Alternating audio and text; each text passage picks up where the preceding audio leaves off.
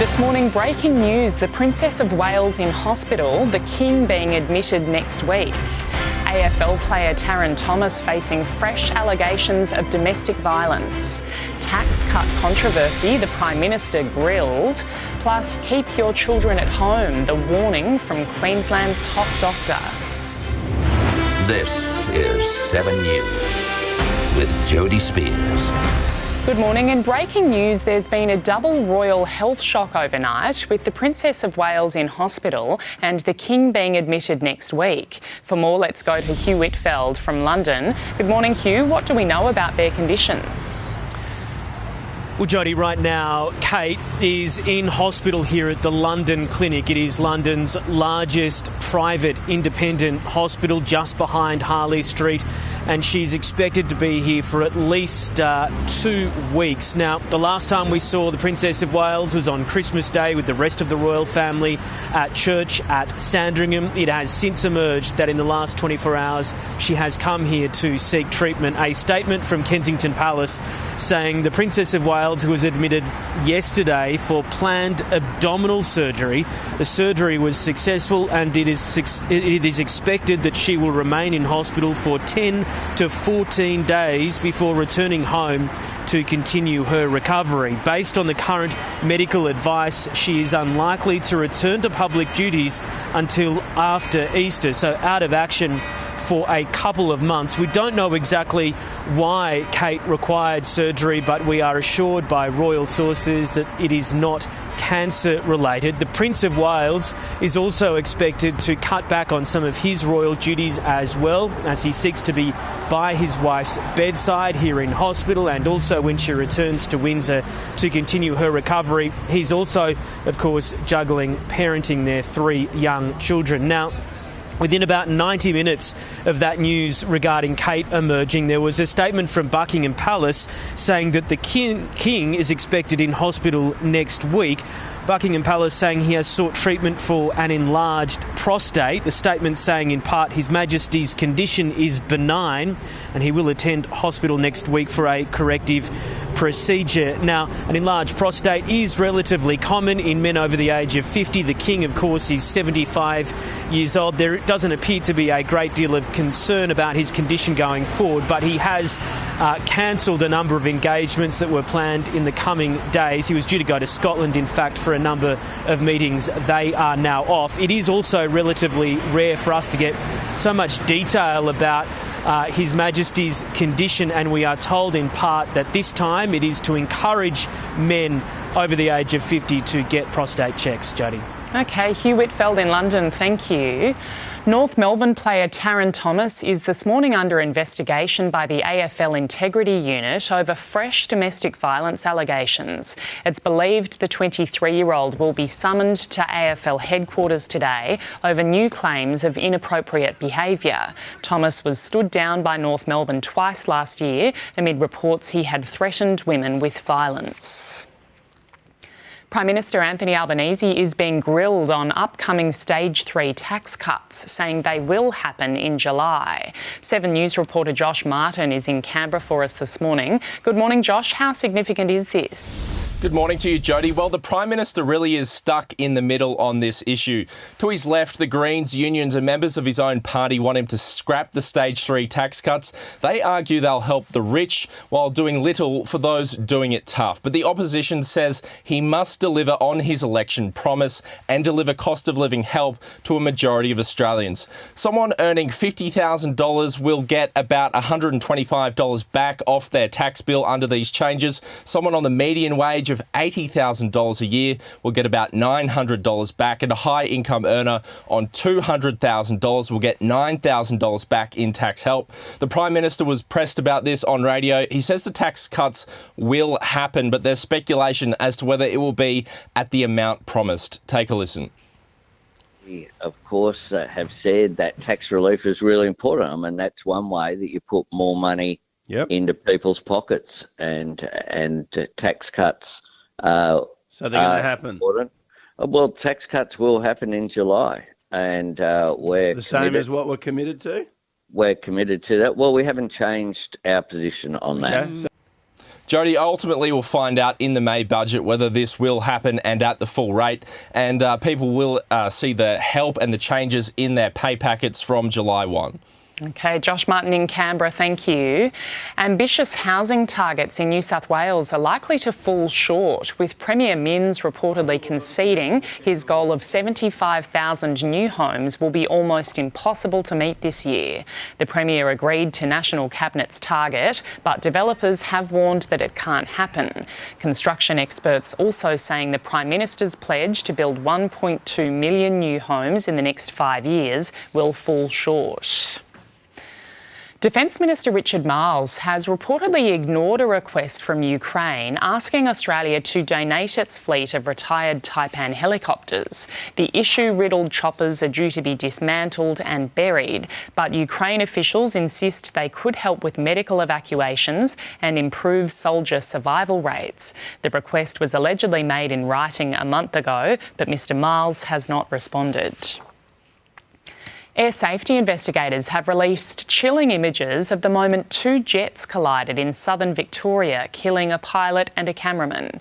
The jets were being used to film a documentary over Port Phillip Bay. The preliminary report reveals one flew upside down while the other moved under it. Crews performing the dangerous feat twice because it was a good filming opportunity. They crashed the second time, one aircraft plummeting into the ocean, the other landing safely.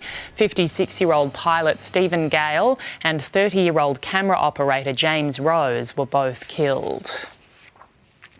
Queensland's top doctor is warning parents to keep sick children home at the start of the school year as a wave of respiratory illness grips the state. The Sunshine State's Chief Health Officer concerned about a spike in transmission if kids with runny noses and coughs go to school. Infection numbers in Queensland children under 5 remain high, with 136 cases of RSV and 104 cases of COVID.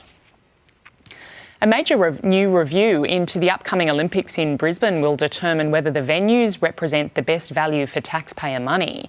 Under scrutiny is the $2.7 billion demolition and rebuild of the Gabba, along with the development of Brisbane Arena. The review is expected to last for the next 60 days. A quick check of sport now. West Indies' Shamar Joseph had a dream day on Test debut. Pat Cummins and Josh Hazlewood had the West Indies reeling at 9 for 133, both quicks taking 4 wickets each. But Joseph counter-punched from number 11 with a quick-fire 36 before the Windies fell for 188. Steve Smith's introduction as a Test opener was short-lived because of Joseph's perfect first ball.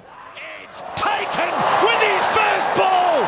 Smith is on the way. Shamar Joseph.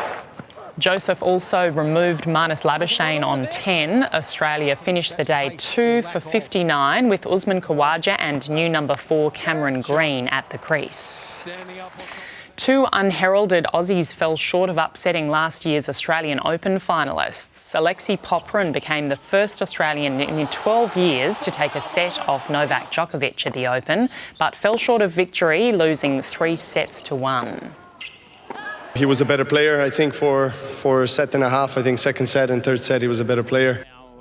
Thompson won the first set against Stefanos Tsitsipas, but lost the remaining 3, 2 of those being determined by tight tie-breaks. Australia's top-ranked player Alex de Minaur advanced with ease, smashing Italian Matteo Analdi in straight sets. Checking Thursday's weather now. Brisbane, 33 degrees with a shower or 2 today. Sydney, a possible shower heading for 30. Canberra, sunny with a top of 24. Melbourne, becoming windy, heading for 21. Showers increasing in Hobart, a top of 20. Cloud clearing, 24 the top in Adelaide. Partly cloudy in Perth, a top of 27 degrees. And 31 in Darwin with showers. Next on 7 Early News, an hours-long standoff with police ends with a list of charges against one man. And the husband and alleged killer of an Olympic cyclist attends her funeral. Welcome back. A man has been arrested after a marathon standoff with police in southwestern Sydney. Officers say they tried to pull over a driver, but he took off and crashed into a fence in Macquarie Fields. The man then ran into a nearby house and refused to leave. The negotiations unit and the dog squad were called before the 24-year-old was arrested. He was charged with using an offensive weapon to prevent lawful detention and has been refused bail to face court today. A Sydney development that's home to almost 1,000 apartments is at threat of collapse. The State Building Commission saying there's serious damage with the basement and ground floor at the Macquarie Park complex, issuing an urgent rectification order. Right now, there's no threat to residents.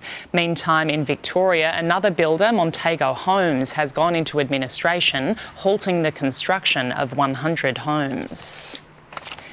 The family of Olympic cyclist Melissa Hoskins have come face to face with her husband, who's accused of killing her during an emotional funeral service.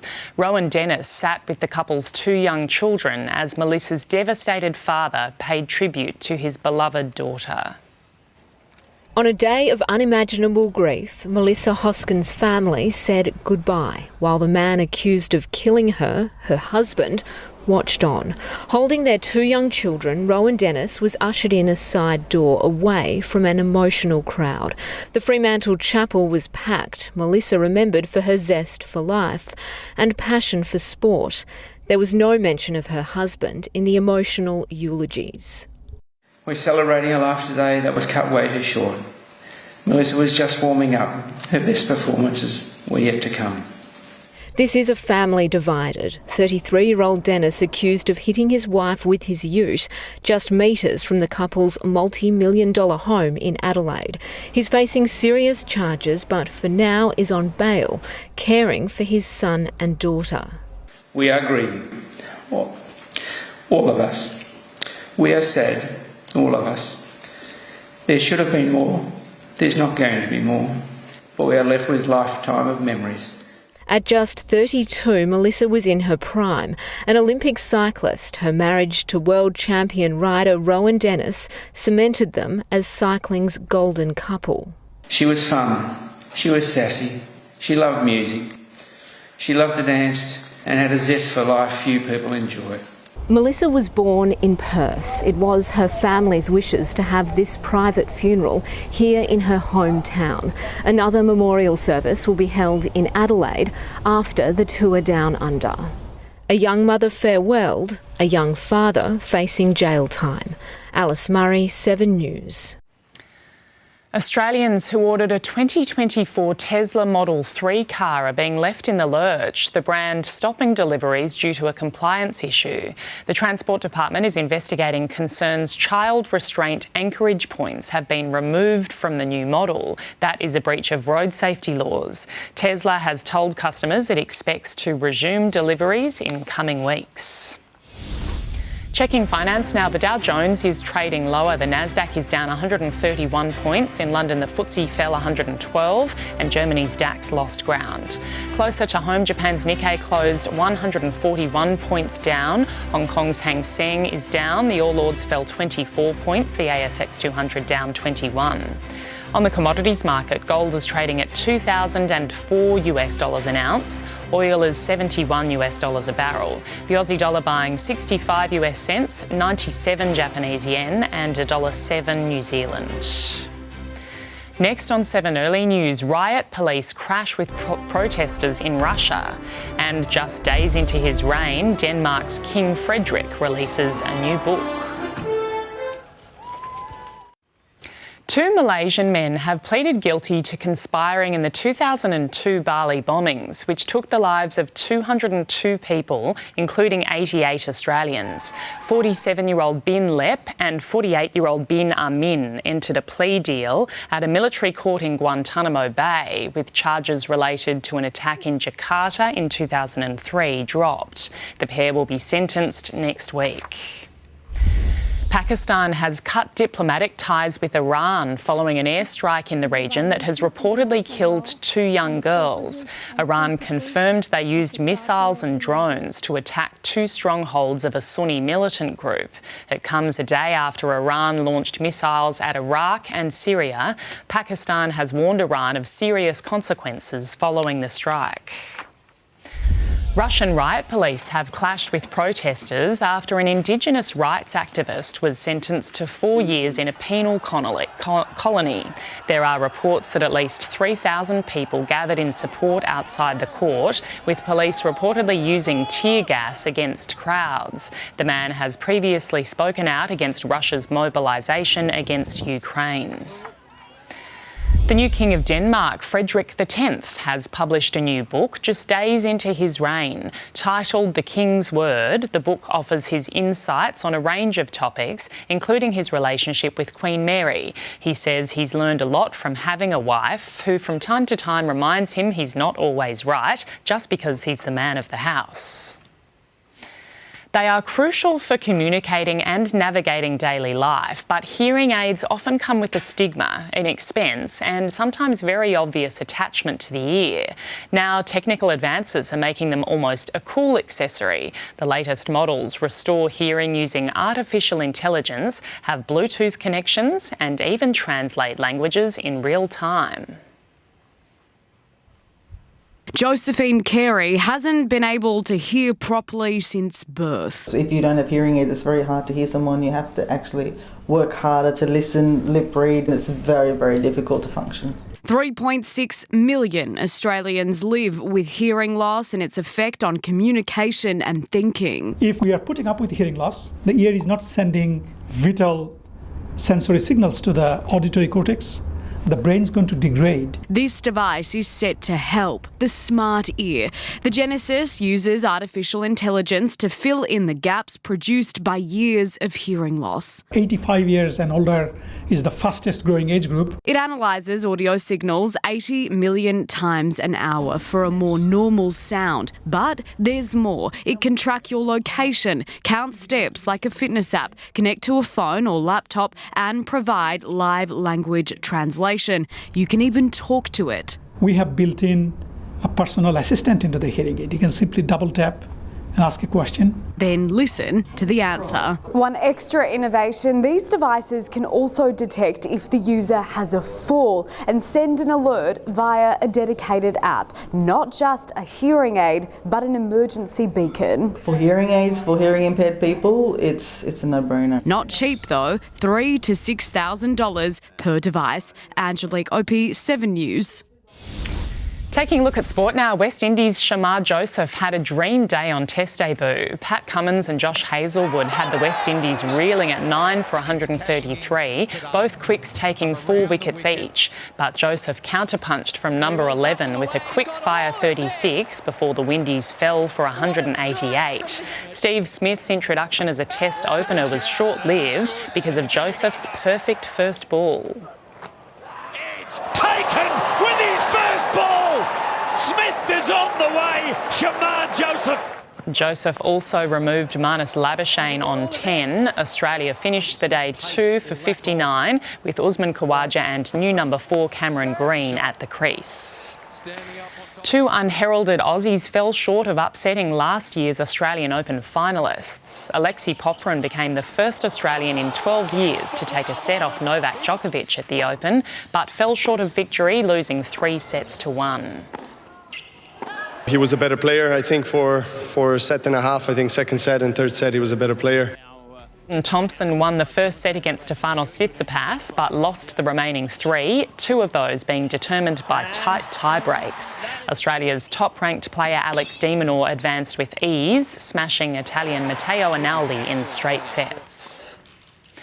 The West Coast Eagles have suffered another major injury setback this pre-season. Last year's best and fairest winner Tim Kelly will be sidelined for 3 weeks after scans revealed he strained his hamstring. North Melbourne's midfielder Taryn Thomas will face the AFL Integrity Unit today after fresh allegations of inappropriate behaviour to a woman were put to the league.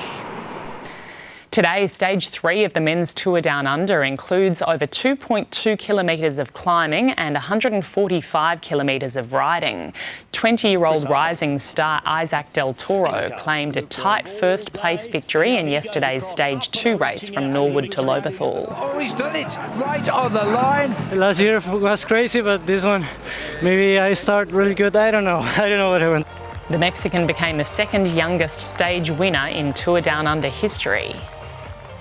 Next on 7 Early News, a closer look at how the weather's shaping up in your part of the country.